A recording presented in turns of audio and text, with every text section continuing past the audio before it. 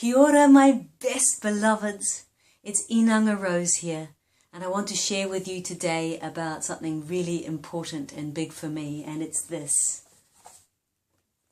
Change your own name. So I was born in Australia, and then when I was 7, my parents immigrated to New Zealand and raised us here in the country.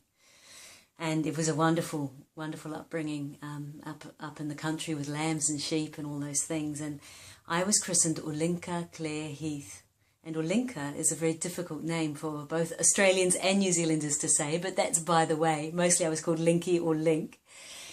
And then a few years ago, as I did my shamanic practice, I was told by Spirit that my frequency, the frequency of Inanga Claire Heath, was no longer correct for me to be working with.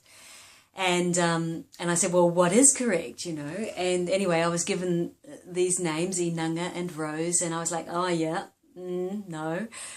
And so for a couple of years that went on, and then one day, about 9 months ago, I was signing a painting, Inanga. And this incredibly loud voice said to me, "That is not your name!" And I got a hell of a fright, and I rushed upstairs, and luckily the bear was home. I sat on his knee and I actually howled my head off. I got a real fright. Anyway, when I recovered, I went back down to the studio and I said, well, what is my name? And they said, it is time now. You must get your frequency in alignment with who you now are. And there's 2 names, there's Rose and there's Inanga. Now, Inanga is the common name for whitebait. Whitebait's made up of 5 different species of fish, one of which is Inanga, which is also commonly known as a rainbow minnow.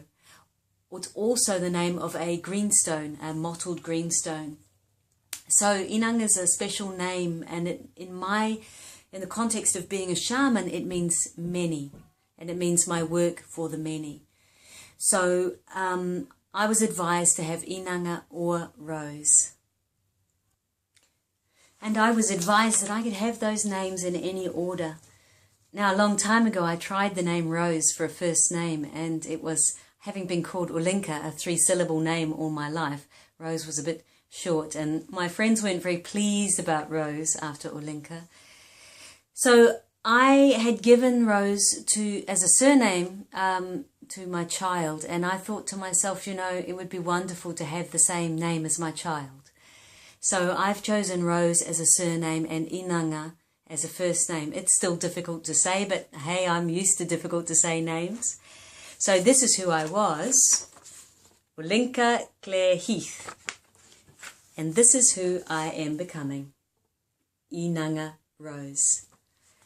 It's big, it's brave, it's been scary, and it's starting to feel comfortable. So in this journey of spirit and of being a shaman, that's what it's taking for me.